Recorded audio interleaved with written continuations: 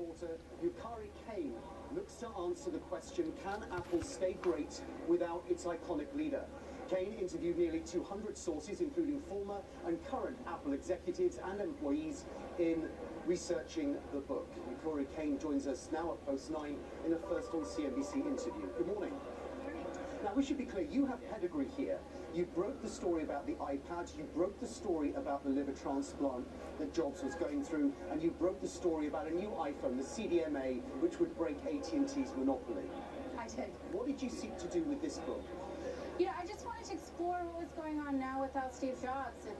It's a huge transition for Apple, and it's a difficult one for any company that loses its founder. But I thought that Apple was particularly interesting because it's so high profile. And you do contrast, notably, Steve Jobs against Tim Cook. You say that they're polar opposites. If Jobs was the star, Cook was the stage manager. If Jobs was idealistic, Cook was practical. And you do say that there's a healthier working environment and a more open environment internally. Yeah. But still you raise that central question, is Cook up to the job? Yeah, you know, Steve was a particularly huge force of personality, and so when you lose that, especially when Tim Cook is the polar opposite, how do you compensate for that? I mean, I think that's a big issue. Correct me if I'm wrong here, but your premise seems to be Apple's on course for a decline because after Steve Jobs, nobody has the moral authority to take the risks that Apple might need to take to drastically change direction. Moral authority is kind of a squishy concept. I mean, are you saying that Tim Cook wouldn't have the support from the board, that shareholders would revolt, that employees or executives wouldn't back him? I mean, his Glassdoor ranking is just 2 points below Larry Page, way higher than Larry Ellison. What do you mean? I just think that he's under more scrutiny from all of those people because he is a hired manager, and it's different with Steve. Steve founded the company, saved it, and he can say, you know, let's bet the company on X, Y, and Z, and who's going to argue with him? What's the biggest difference you found about Apple now post Steve Jobs than when he was running the ship?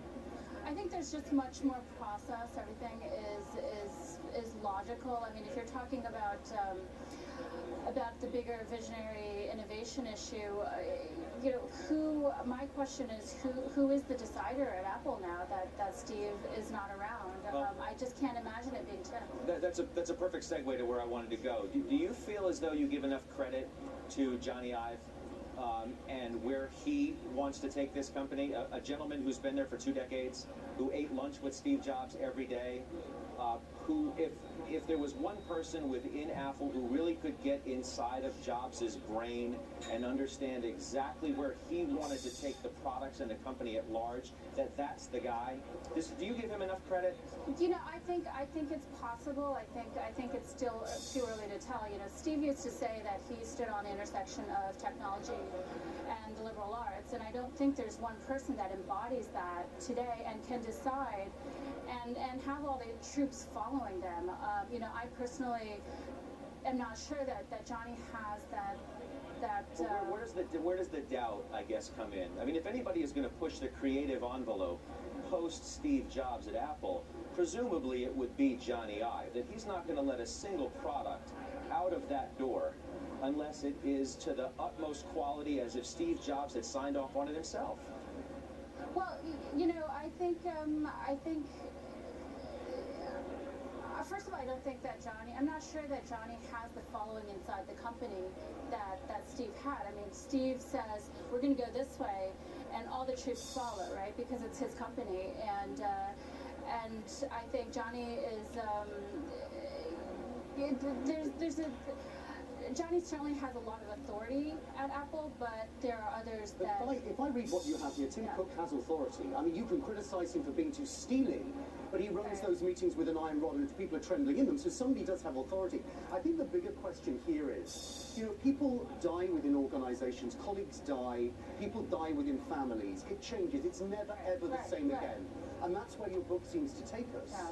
The next question is, and I wonder if you have the access to the DNA of the organization, whether that family or that business can reinvent itself and become something else, and become something as good as, dare I suggest it, better down the line. And I'm not sure, correct me if I'm wrong, that you had the access to, for example, Johnny Ive, who they've now put up with the Sunday Times, and he's talking very freely about the products that he expects. There's a great quote where he suggests that it's new. There's a lot of new stuff in the pipeline to come. Did you interview him? No, I didn't. I tried, but I did talk to dozens of people who worked closely with him, as well as the other executives.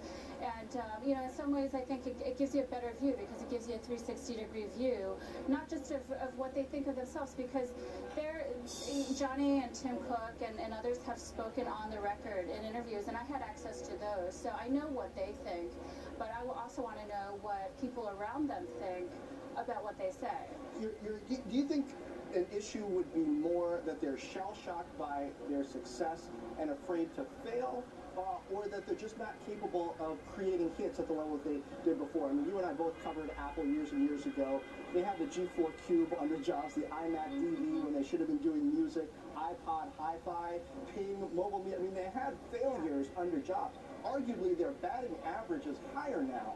Is the problem that they're not taking the risks, or that they can't create the hit product? And could it be that they're just waiting longer? I think a big problem is perception. I think that Steve Jobs had this singular ability to persuade people that what Apple made was insanely great. But is that And our without problem, him, or is that their problem? well, without him, Apple is just less convincing.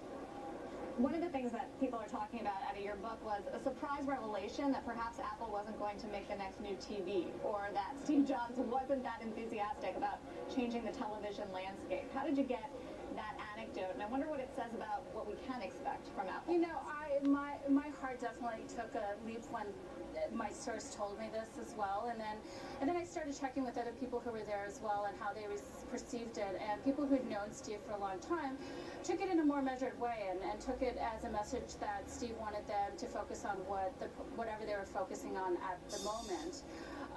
You know, my takeaway is, you know, who knows what Steve thought, but you know, he canceled the iPad 3 times before he went ahead with it. So, you know, and to be clear, HDTV is I mean, they've moved on past that. They would say Apple TV is more software, it's more ecosystem. Yeah. It's, you know, they've gone beyond the simple HDTV. But it also raises the question of whether is it still sort of what would Steve do mentality at the shop, or are they able to get to a new place where they could do a television?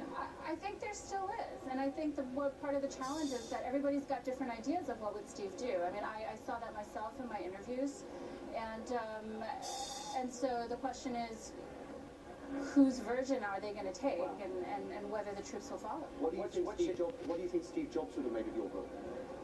Oh, he would have hated it, I'm sure. Yukari, it's good to see you. Thank you for coming. Yukari Kane, the author of Haunted Empire, Apple after Steve Jobs. All right, coming up, Spark on the Street.